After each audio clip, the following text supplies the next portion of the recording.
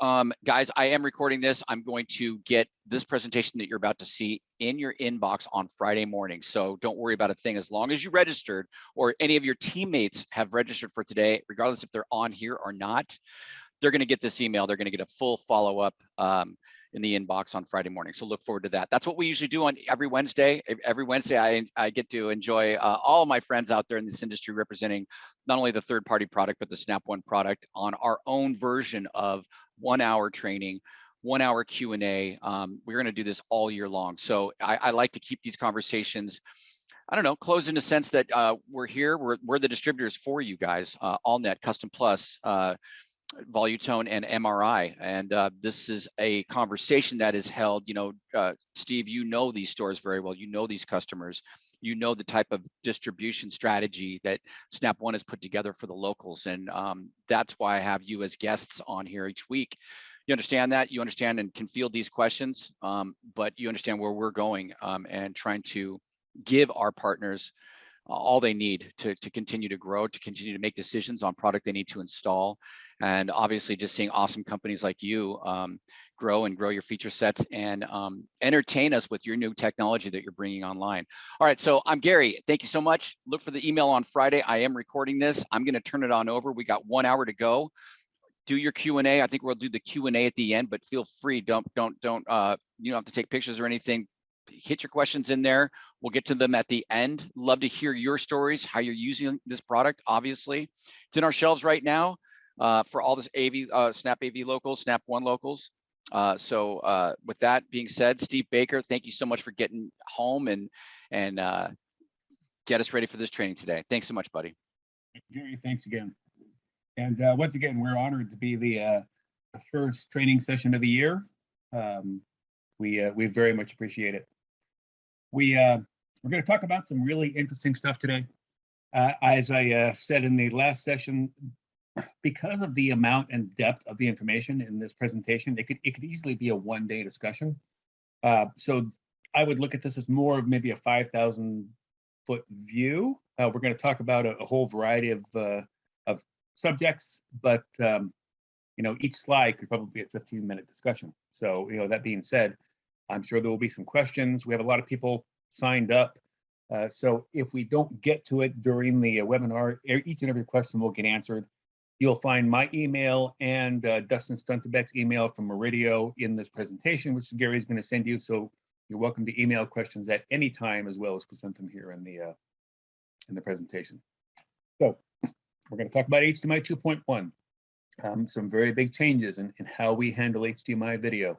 And as you'll see, we're talking more than just 8K. And 8K actually turns out is maybe one of the least important topics to discuss.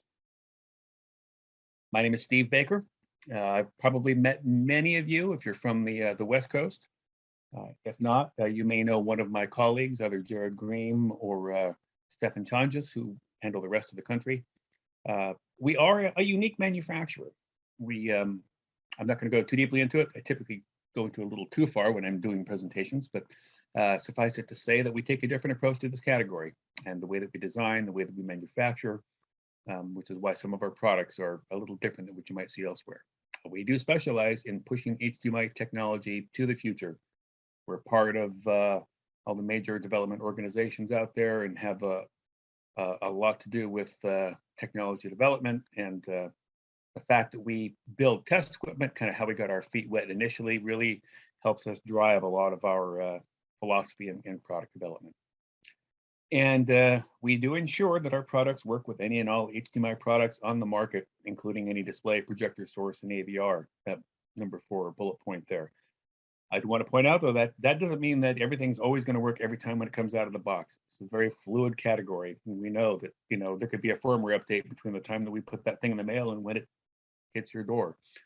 What we will do, though, is expend every resource possible to make sure that we keep up with changes and implement what we need to on our end to make sure that everything works properly. And we don't give up until we make it work. So if you talk to folks who have dealt with us on that, in that regard, I think they'll say the same thing. We're going to talk about hopefully getting a better understanding of exactly how HDMI distribution works with HDMI 2.1, which is a little different than what we're accustomed to. How to actually distribute those signals in a real world setting. Some of the whys and hows of working with high bandwidth video signaling, because bandwidths are definitely growing, and how 2.1 differs from HDMI 2.0, which we're all familiar with at this point. So there are a lot of new signal types in the HDMI 2.1 spec. And for those of you who feel that what our industry was lacking was a few more acronyms, this will make you very happy, because we have a few new acronyms to learn. HDR, FRL, VRR, EARC, HFR, CDS, ALLM. Some of those we're familiar with. My guess is a lot of you are not familiar with, so we'll try to discuss exactly what those mean. You can see with all that why 8K is easy for a consumer to get their head around. That kind of makes sense. But once we discuss these other elements, as I said, I think you'll see that they're going to be more important to your customer than simply more dots on the screen. So all those buzzwords decoded. FRL stands for fixed rate link. VRR is variable refresh rate. EARC, enhanced audio return channel. HFR for high frame rate. CDS for capabilities data structure. ALLM for auto low latency mode. And HDR, which I'm sure most of us are familiar with, high dynamic range. So we'll start by discussing fixed rate link, or FRL. That's something you're going to see more and more often. FRL replaces the TMDS signaling that we use for previous versions of HDMI. TMDS was able to use 3 lanes of data. If you took apart your HDMI cable, you'd see 4 wires in there. And previous HDMI 2.0 install, 3 of those wires are communicating data. 1 is for digital communication. And that's one of the major differences. FRL now utilizes all 4 lanes for data, up to 12 gigabits for each lane, giving us our 48 gigabit bandwidth. With TMDS and those 3 data lanes, each lane was handling 6 gigabits, which gave us our 18 gig bandwidth. So this opens up a lot more capability. FRL also allows us to maximize the video signal based on all the connected devices and cables. We'll talk about that. FRL incorporates something called link training, and it's something that's been used in Ethernet and DisplayPort technologies, but it is a game changer. It is backwards compatible, so things will fall back to TMDS communication methods if FRL is not supported. And under HDMI 2.1, there are 6 types of FRL, and this is where things are simplified just a bit. Those 6 categories are FRL 1, 2, 3, 4, 5, and 6, and you'll see they're broken down by bandwidth. So everything in FRL 1 falls into the 9 gigabit bandwidth category. FRL 2 is 18 gigabits, FRL 3 is 24, FRL 4 is 32, FRL 5 is 40, FRL 6 is 48. You're going to find that most HDMI 2.1 items are going to be able to accommodate FRL 3 and FRL 5. There is no mandate that a 2.1 product supports all of these categories. So you'll need to keep an eye out for some of that. But I think you'll find most of the signals we see going forward are going to fall into those 2 categories. And here's just an illustration of how FRL handles those number of lanes of video data and the bandwidth involved, or the lane rate, to give us our total bandwidth. Once again, you're going to receive a PDF version of this presentation. You'll find a lot of these charts are going to be handy to hang on to. So link training is the portion of FRL that allows us to look at all the signal components in the chain. It has been around in the Ethernet and DisplayPort world. It is going to simplify installations. What it'll allow the source component to do is look at the entire chain of components. it's going to try to provide the best signal possible. But if it sees that there's one connected device in that chain that has a limit to what it can pass, it's going to adjust its output so that the signal will reach the TV through all the connected components. This is an automatic procedure, which means that you're going to see an image more often than not on the TV. It's also a pretty compelling reason to think about, if you don't already have one, owning some test equipment to make sure that you can verify exactly what it is that you are getting at the display. Iframe rate is a part of this standard, and this is important. You've probably heard a lot of talk of 60 frame per second and even 120 frame per second signals. Gamers are certainly the first to jump on this, because the higher the frame rate, the better we can handle motion, as illustrated by these photos. If you see a football game at 4K 120, which is one of the signals under HDMI 2.1, it's a different experience. You see no trails as the football flies across the field. Motion is a different experience at that frame rate.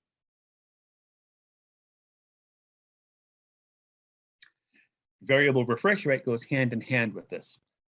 And this is something that's been around in the PC gaming world for a while. So what this means is the film and game makers can, on the fly in a certain piece of material, switch frame rates from 24 frames to 60 or 120, so that during a fast motion scene, we're seeing, the best possible image. You don't really want to do the entire movie in 60 frames or 120 frames, because you get kind of an odd hyper-realistic look, something that we're not really used to for films. There's a reason why we have stuck with the 24 frame per second method for films, and that it adds to the suspension of disbelief. It gives you that certain look. So with variable refresh rate, we can utilize 24 frames, where it matters in the movie, and jump to 60 or 120 frames during the car chase or during the action scenes where that's a more important aspect. I've been getting questions about this for a while now. This is one of the features that's been talked about probably for the longest period of time. eARC.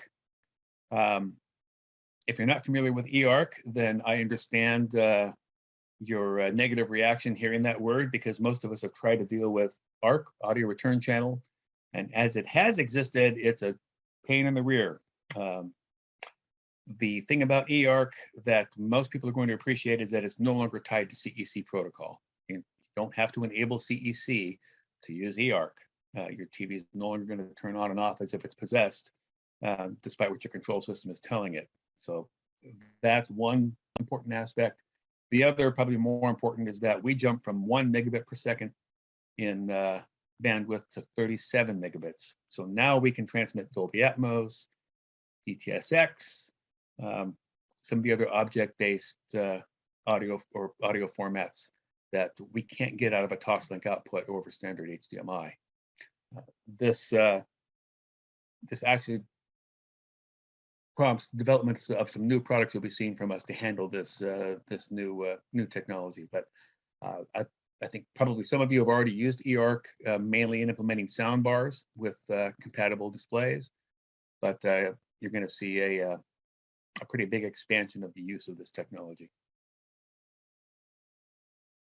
A couple of examples, as I said, the one on the right, that soundbar application is one that most people have. If you've used eARC, that's where you've used it. It's a little more difficult with the scenario on the left, in that your AVR may be on the rack and your surround speakers are in the room, and you've got to get that audio from the display where the sources may be located back to the AVR. That's where this really comes into play, and where you're going to see some new products to enable that interface. Another new acronym to learn: capabilities data structure. So many of you are already familiar with EDID or EDID. That's the electronic business card, essentially, that a display has that allows it to tell a source what its capabilities are, allowing the source to adjust its output accordingly. Now we have communication from the display to an audio device that might be connected via eARC, and the display has to know what the audio component's capabilities are to send the proper signal. So now we've got EDID running the other way. The display is looking for that information from the audio device. And it looks similar to a standard EDID you might be familiar with. And here we're kind of showing what it looks like on one of our pieces of test equipment. And what's another good reason to own a piece of test equipment, so you can actually see this and know what the audio device is asking for, so that you can know what to expect from the components you're installing.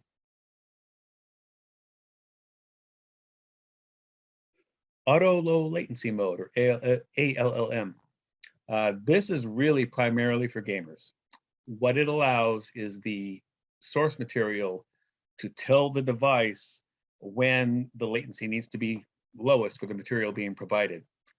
Most TVs you may be familiar with have a game mode, which essentially eliminates all unnecessary processing and eliminating the associated latency. Now the material can actually tell the TV when to enter that mode to eliminate latency, and then when you're done transmitting that source material, the display will go back into its standard setting.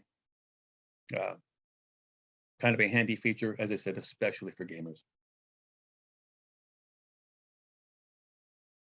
Many of you have seen this chart. This is something we've been handing out for years now. The Hdmi 2.0 bandwidth chart.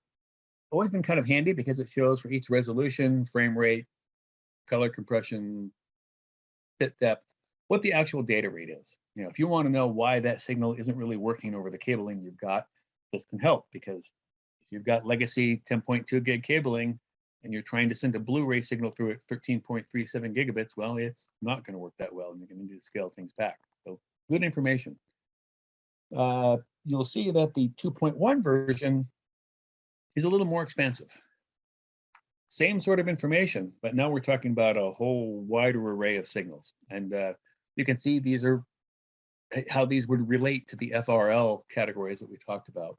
These are all of the signal types included under the HDMI 2.1 banner, all the way to 10K 120.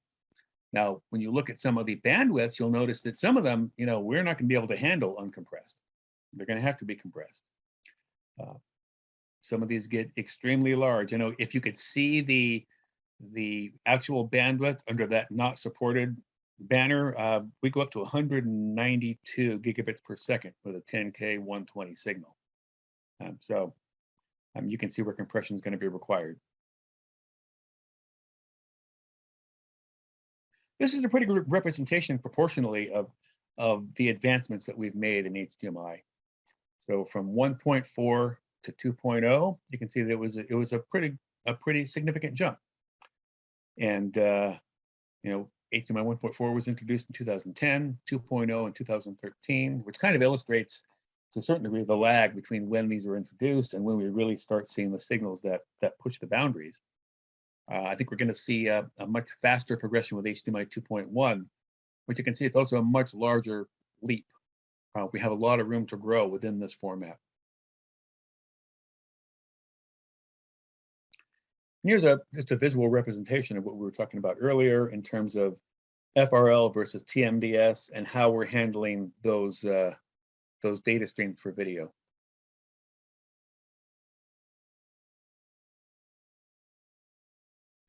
I kind of like this graphic because this is really talking about the 5 primary components that drive video quality in order of importance.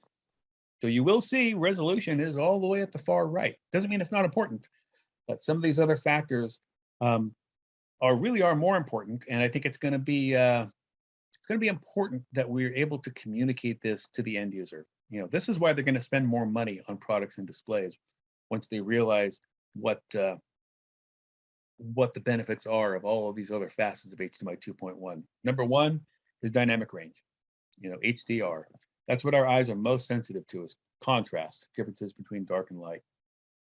And that is probably the biggest signal enhancement that we've seen in recent years, is the introduction of HDR sets. More color, so wider color gamut. And WCG, or wide color gamut, is part of the spec. More available colors to get a more realistic depiction of what's on the screen as opposed to what you see out the window. And better color, higher sampling rates. so that we have less banding, more and better colors represented on the screen. Refresh rate, that's going to be a big part of getting that super realistic look out of a TV when that's what we're after. And then resolution. While it may be all the way at the far right, it's still important.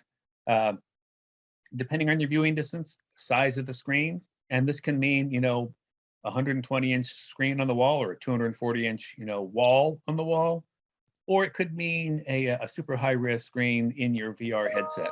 Resolution still remains important. This is dynamic range, number one.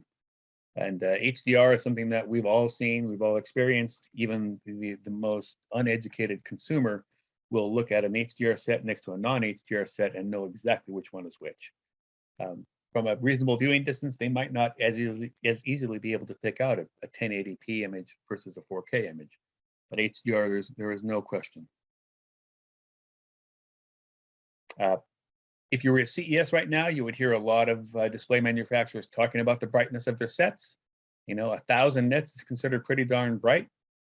4,000 nits, really darn bright. You see some manufacturers talking about development of 10,000 nit displays. Of course, here you can see real daylight, 40,000 nits.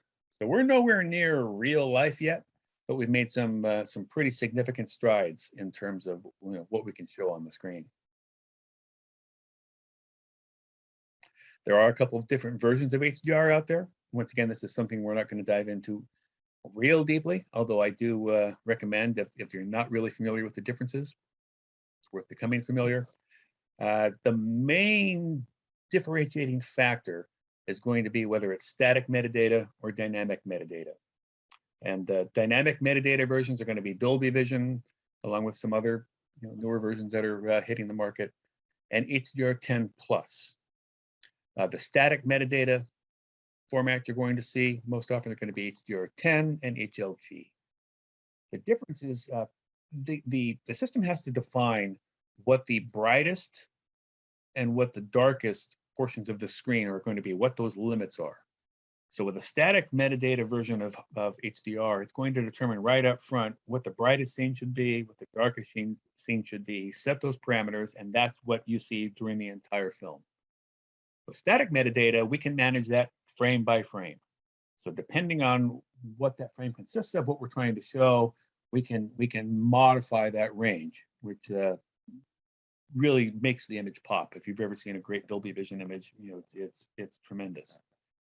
There are some other differences: RGB tunneling, the end-to-end calibration aspect of Dolby Vision, lower bandwidth 8-bit transmission, low latency mode, and you'll see Dolby Vision low latency. As I said, these are things that are worth looking into. We won't go too deeply into it here. If you want to know more, simply send me an email. What is important to know is HLG is the format that you're going to see for TV broadcast, because HLG is the one format that will work whether the display is SDR or HDR, because it's not metadata dependent. HDR10 will work on any HDR capable TV, but it's not going to work on an SDR TV. So it's a bit more limited in that regard, but the results can be superior. I mentioned more color, and I've always included this in my presentations because I think this has always been something that is worthwhile to talk about. The chart that you see there was created in 1931, called the Cie Chart. So the colored area is everything that the human eye can see in terms of color in the real world. The little triangles you see within that chart are the various color gamuts that we've used with the different versions of HDMI. And essentially, these are the available colors in the palette used to create the image. Rec 709, which was introduced with HDMI 1.4, is represented by that smallest dotted triangle. To put it into perspective, that's 35% of the range of human vision in color. So, although it might have looked pretty good, not nearly representative of what's actually in the real world. BT 2020, which is the current goal, is that biggest triangle, that is 75% of the range of human vision in color. And that comes a lot closer to what you see out the window. And one difference I always like to point out is with the Rec 709, you could not show a Coke can in actual Coke red. Could not reproduce that color. With BT 2020, now a Coke can looks like a Coke can, which, although may not be important to us, pretty darn important to Coke. So it can be as dramatic as not being able to show a color that we're all familiar with. So this is important stuff. And then better color, increased bit rate, so which removes the banding, gives you much smoother transitions, gives you better color on the screen.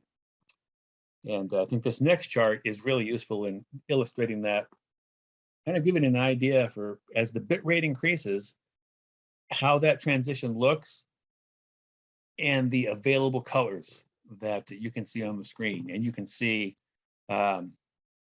it increases dramatically. So this is a good example of really why we should look forward to 12-bit displays, which we don't have now, but we will at some point. There's a dramatic difference. And then, as we mentioned, refresh rate. This is something that hopefully is going to drive a lot of new sports bar installations for you guys who do resi-commercial or commercial work, because every sports bar in the country is going to have to show that stuff at 120 frames, because it's going to be really obvious to a football fan who has that capability and who doesn't. So if I were still an integrator, that's certainly a market that I would be looking to as this technology becomes available. And then resolution. Obviously, resolution is important, and it's the one thing your customer is going to ask you. Can I get 8K? Well, yes, it's important, but at least it opens the door to all the other aspects that are going to be important as well. So how do these devices know what signal to send? As we mentioned, that's FRL, EDID, and CDS. This is how we communicate within the HDMI signaling what should be sent out of the source and what's going to be passable through the chain of components. So many of you who are familiar with our products have heard us talk about EDID before. It is an important part of HDMI communication. It's also the source of most of the issues we run into. Probably 85% of the tech support calls we get are somehow EDID related, which is not necessarily,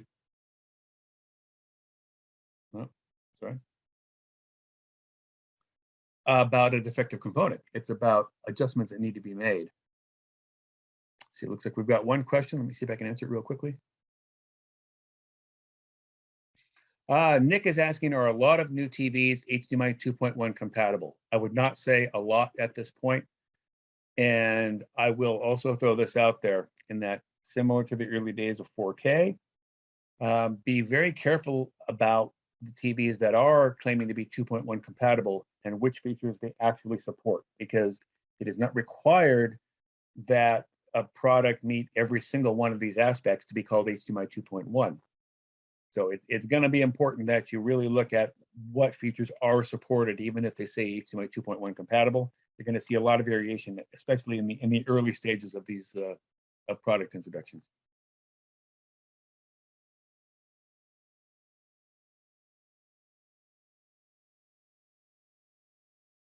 So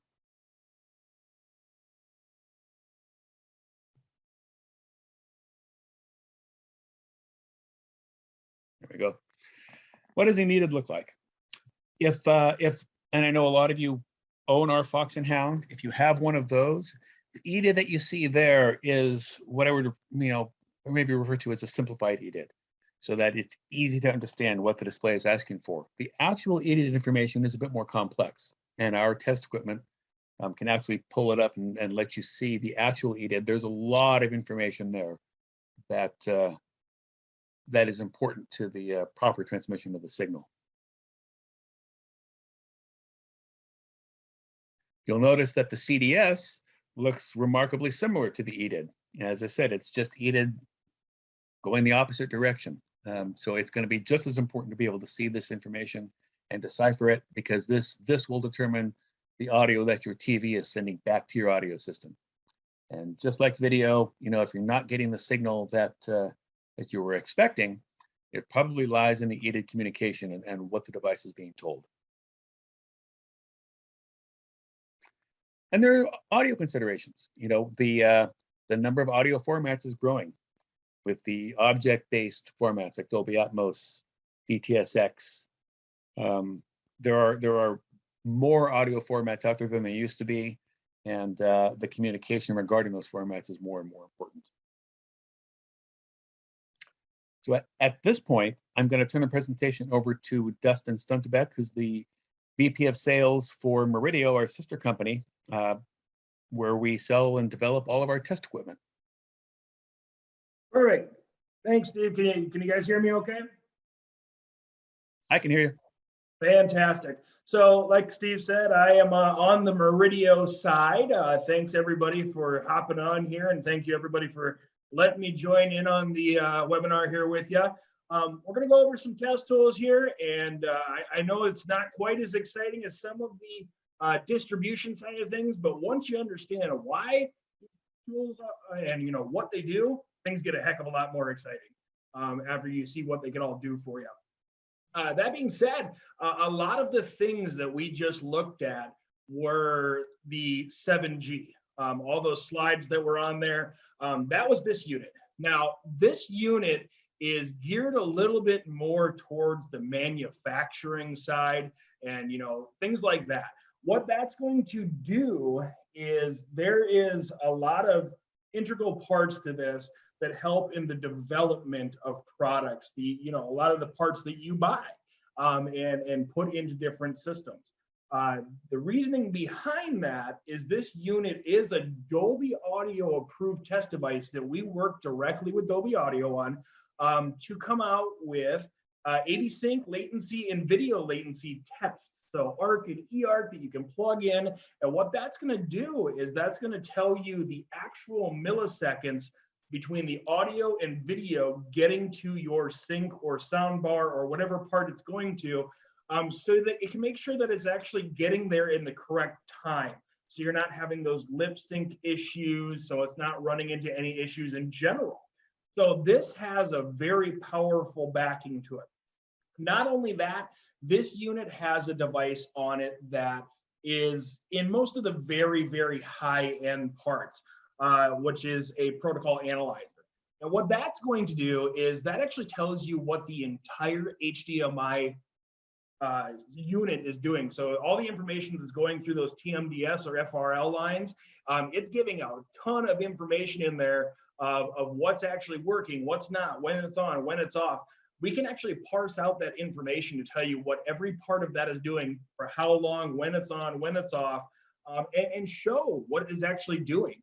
So it is a very in-depth piece of equipment that's going to show a lot of information on there. It is an ARC and eARC generator, one of the very few out there.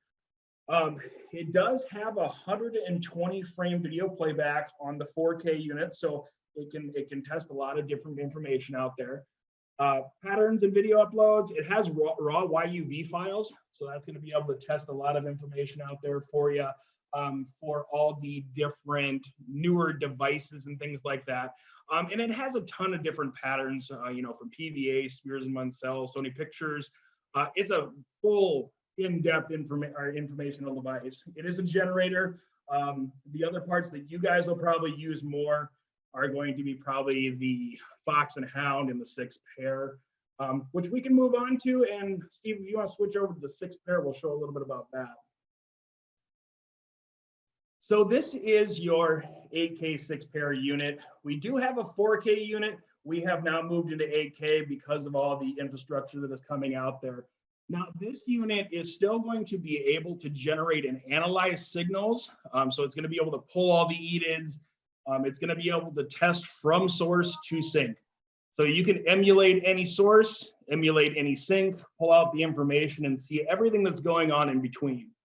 So what you want to do with this is you want to be able to test everything. Now, like Steve said, a lot of people know what the Fox and Hound is. This unit is that unit on steroids. And the big differences between them is this unit has a web GUI. So you can actually plug this into your computer and utilize an online software that we give to you for free and run the units that way.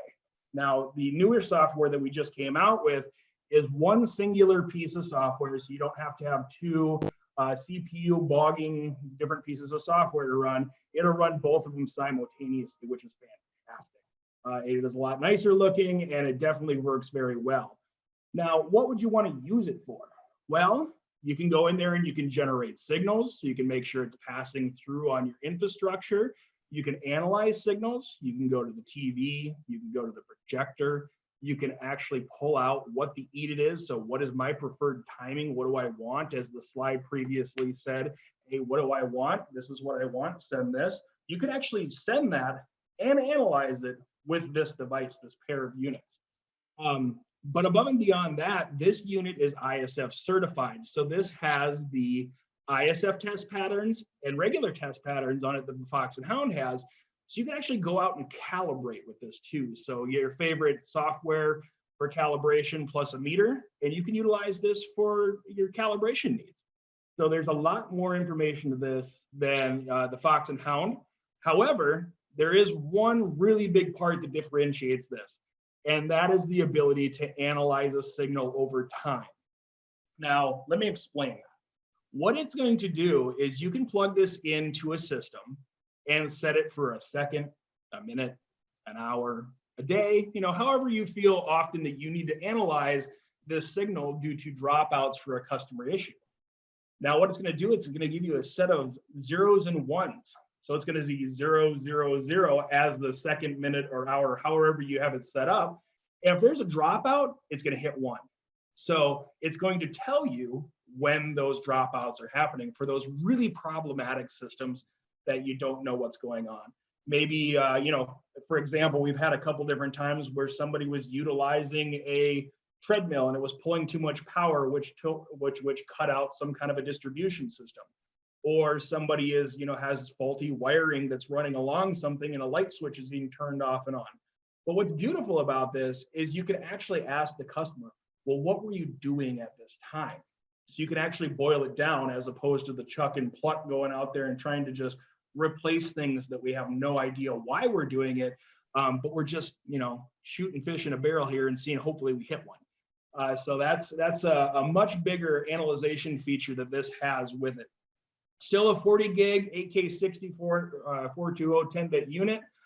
It is going to run your full HDR, Dolby Vision, HDR10, and HLG. So it has the full gamut of HDR support. That way you don't have to pick and choose, as we don't have a standardized HDR. So you can cover everything so we can play nice with everybody. Like I said, full EDIT reading, full generation of patterns for basically anything you can want. Last thing I want to pop on there is if you look at the screen, it does show FRL, so 4-lane 10 gig. So this is going to be able to do a cable test option or throw up a pattern generation in full FRL. So it will do backwards compatible with older cables and things like that also. So you can go into TMDS, but it's going to do both FRL and TMDS, so you're covered on all ways. It is going to do backwards compatible to 4K also, so you're covered all the way down to 720. We can hop over to the Fox and Hound. Like I said, this is the Fox and Hound unit. You've probably seen the ones in green. They are now purple. Those are the 8K units. So the Fox and Hound is going to be more along your integrators, back of the throwing it on your van type of situation and taking this everywhere you go. Not that the 6-pair can't. This is just something you see a lot more in the integration bag, just because this is your testing and troubleshooting device. So this is going to be able to go through to all your different pattern generation, test your audio. Is it 2-channel, 8-channel, with a confidence test? So it's just going to send a beep through there, making sure it's working. You can test HDR10 and HDR or HLG to make sure that is working. So you can pop the tag on there to make sure that's up. Change your bit depths, test your HDCP, do your cable test options. It's going to be able to read active EDIDs. It's going to be able to suck the EDID out of a TV now or a projector. Now it's going to actually be that TV, so you can walk around and test different parts of the system. And on the other side, it can emulate as the source too, set it to whatever you want. So like I say, still a 40 gigabit full testing suite. All these do come in a nice Pelican case and everything like that too. Let's hop over to the MS Test Pro. So this is the MS Test Pro. Now this is a little bit different out of the HDMI realm. Now, when we're looking at distributed systems, there seems to be either HDMI or Hdbase T. Now in the Hdbase T standpoint, this unit can run a full certification and test gamut on your Hdbase T lines. This is going to be able to go and plug into one side, transmitter receiver type situation. You can test both sides, transmitter and receiver. It's going to test your twisted pairs. It's going to tell you the max and the mean errors in them. It's going to tell you the dB loss across it. It's going to tell you how long is the cable. So if you're coming into a retrofit job, you know if there's 100 feet of cable coiled up in the ceiling. It's going to be able to have DCR resistance, telling you if there's anything coming back on it. So it's making sure you have drop over length, 100 meter support. It's going to have a web GUI also, which is fantastic on this because you can log into the IP address and you can walk around with either your computer, your tablet, your phone, and you can control this device while it's still plugged in and test everything. All said and done, once everything's working, you print out your certification report with your logo on it, what it is, what part of it is, what cable it is, what job site name, and you can have a nice little report plugged in showing that this worked. And that's super important nowadays because I'm sure nobody has ever had the drywaller come through and put a screw through their line or something like that and saying, oh, well, that wasn't my fault. It was already broken. Well, now you have a certification report to go back on and show that you had it working and they can't do it. So there's a good one. So this is a screen showing the actual use on there. So this is on the transmitter side. If you look at the lines on there, that's actually showing the waves in all 4 twisted pairs, and you can pick each individual one of them. So if you see 0.85, 0.84, 0.85, 0.85, there is showing you on there, normally under the max error when it's in a live situation, it's telling you what it needs to be under. So anything under, looks like on this one is 0.9, you're good to go. Everything's working, and that's the dB loss on there. Excuse me, I'm sorry, that is just the error on there. Anything above 0.9 is going to give you about 1080p capability, and anything above 1 is going to give you ultimate failure. So this is showing you what's working on there. You can test both the transmitter and the receiver ends. The bottom one is showing you the dB loss. That's also going to show you, and every time you plug in a cable, it's going to tell you what is the actual variance of error. So you don't have to know these things. It's going to tell you the pixel clock that's coming through. So you want to make sure there is an actual generation coming through, because if there's no signal going through, it's going to pass with flying colors every time. But then on the bottom also, like I said, it'll tell you what is the cable length. It's 92 meters, 301 feet. So I want to make sure it's also going to tell you if it's under the certain Hdbase T spec, which is on another page. So this is going to show you a lot of information. But above and beyond that, above the Hdbase T side of things, there is an HDMI module you can plug into it, which is going to tell you the pin out. It's going to show you that all the grounds are pinned out. It's going to show you that everything is working correctly. Good cable, bad cable, cheap cable. It's going to tell you what's working, what's not. But it's also going to have a 9 gig, 18 gig, and 48 gig test on it. So it's going to throw an algorithm through it to make sure that it's actually going to pass those things. And then you can certify those cables too to make sure that those are good also. So there is a lot of power to the MS Test Pro. That being said, there is a couple of options out there with like your Fox and Hounds. I know there, or even if you have one of the 6 pairs, there is some trade-in values on those. I know that you know, some of you may have one already and want to know, how do I get into the 8K models?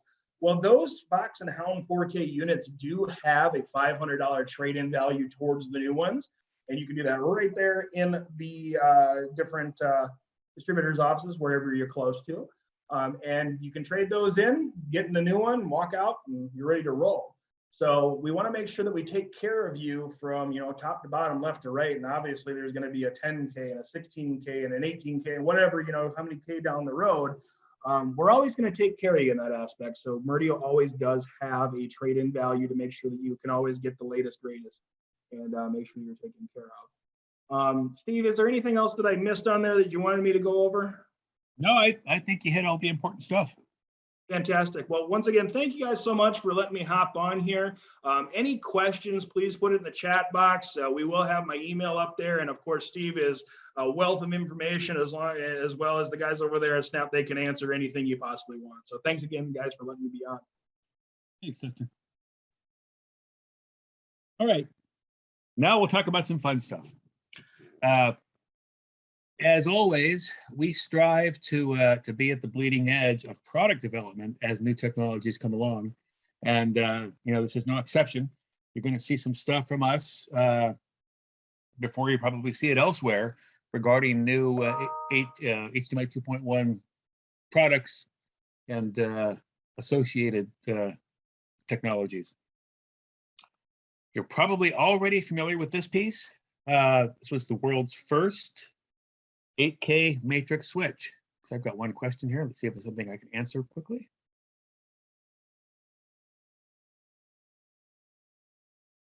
Yes, John, I will call you about that after the presentation. Thanks.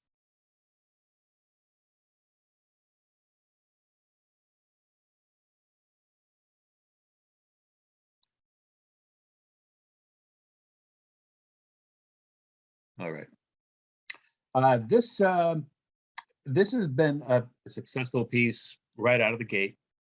The initial version of our 4x2, the 4K version, was designed to bypass the video sections of existing AVRs and pre-pros that maybe weren't necessarily up to the task of the bandwidths that they were trying to switch.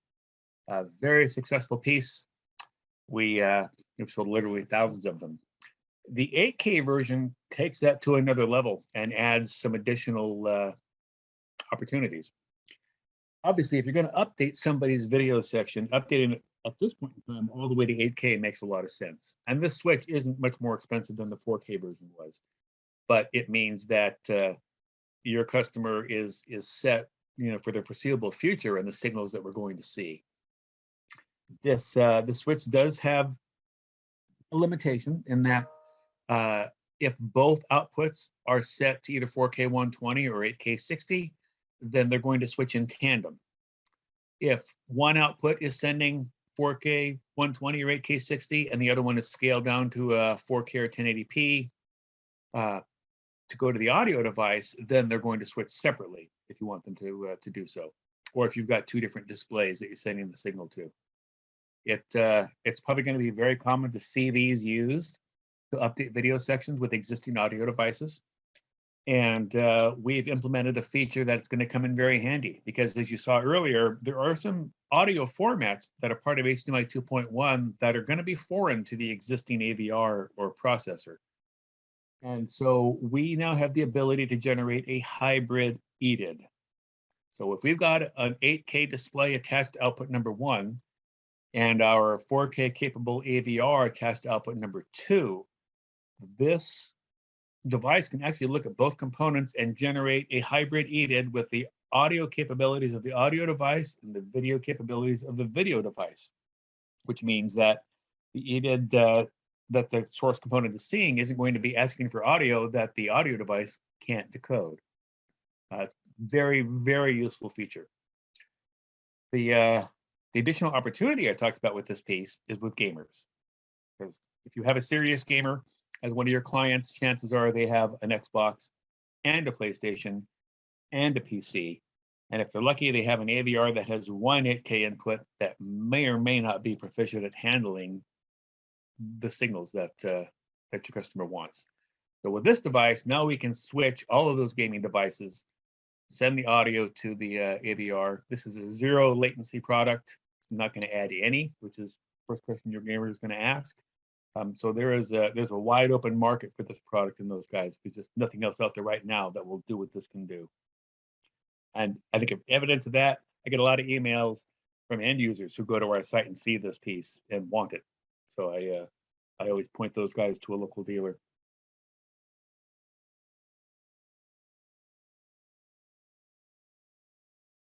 Quick diagram on how to implement this. Most of you guys have seen this with our 4K version. So output number 1 to the display, output number 2 to the AVR, downscale to something that the AVR can easily handle. The audio can also be extracted and sent out of the Toslink digital output or the left and right audio output if you have something other than a surround capable AVR or a more current AVR as the audio device. That's not going to be a real common scenario, but you do have those options for audio extraction as well. These are also products that we've been shipping for some time. We now have a complete range of HDMI 2.1 compatible cables, 48 gigabit bandwidth, both copper cables and active optical cables. The passive copper cables come in 0.3, 0.5, 0.71, 1.5, 2, 3, and 4 meter lengths. And while that might seem excessive, by default, good copper 48 gig cables are thicker than 4K cables were. And so if you want a nice clean rack, it makes sense to have a little bit more variety and lengths to make sure everything fits perfectly. At 5 meters, we transition to active optical cables. These are full 48 gig uncompressed cables from 5 meters all the way up to 100 meters. And all of our active optical cables contain field terminable clear line fiber, which means that 10 years down the road, when we decide to go to 16K and who knows what bandwidth, we can cut the ends off the cable and terminate the fiber just like you would any other fiber and use whatever devices you'd like. So it does give the cable a lengthy lifespan beyond just being an HDMI cable. The active cables are also both in-wall rated and plenum rated for commercial applications. And with lengths up to 100 meters, then you start to look at whether or not it makes sense to run an extender or to run one of these and get fully uncompressed 48 gig bandwidth. This next slide isn't necessarily meant to read here in the presentation. When you receive it, you can look at it in more detail. But I provided a little blurb that was written up by the 8K Association regarding how we test our cables. We do build these cables and we do test them. It is not uncommon for manufacturers to offer cabling that they don't necessarily manufacture themselves. It's not the case here. And we have some very advanced test equipment in our factory for testing these and other HDMI 2.1 products. So this will give you a little bit of information on that, as well as a link to the 8K Association's website. You can do a little bit more research. But if you have a beanie with a propeller on it hanging in the closet, you'll probably find this stuff pretty interesting. One product that is not yet shipping, but you'll see it here in the next quarter, is our new Acda 14X. This is a 1x4 distribution amplifier that is a full 40 gig FRL5 device. Will handle 8K 60, 4K 120, and has the built-in capability of downscaling any of the outputs so that you can distribute this the 8K signal to a variety of displays of varying capabilities. And I think it's going to be an immediately popular piece. There isn't anything else out there right now that will do this. There are going to be a lot of applications where you're going to want to send that 8K signal to a variety of devices. And this is going to make it easy.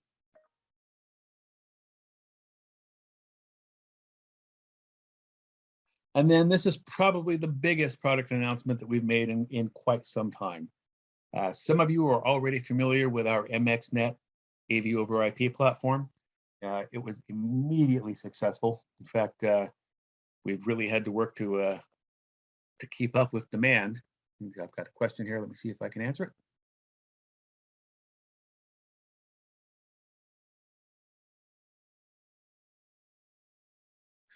I got a question from Ted regarding what about video EQ and needing to use at least 2 meter cables, which I won't get into right now. Is certainly a conversation that we've had, oftentimes. Honestly, Ted, I haven't talked to the engineers in terms of whether or not that is still something that we're looking at with 2.1. That's a good question, and I haven't yet delved into it. So I will let you know. Please, if you can, send me your email address and I'll respond when I can.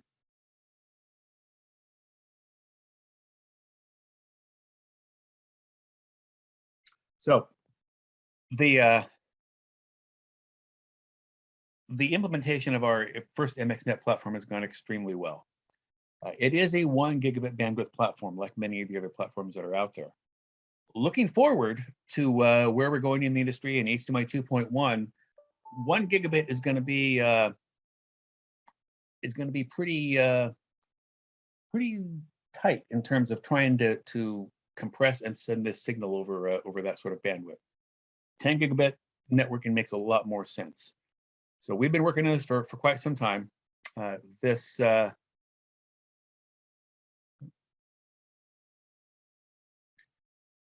platform is going to be a full 10 gigabit backbone that will allow us to send very, very lightly compressed full 4K signals.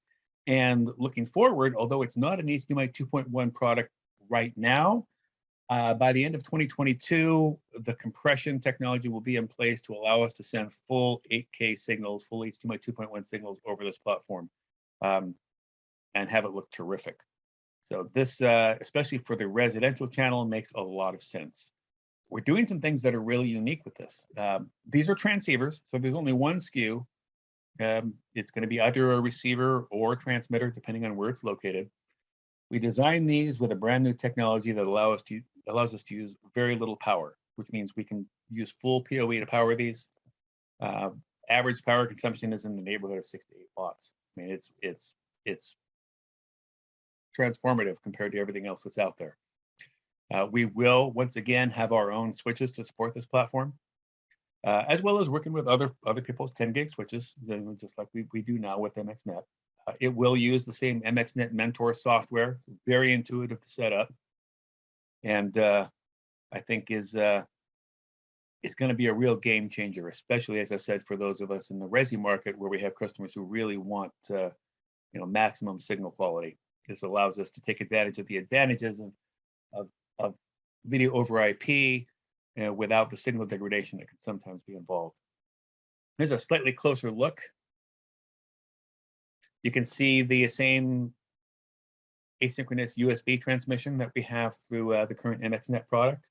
You'll see a 1 gig Ethernet path, which is going to be extremely useful.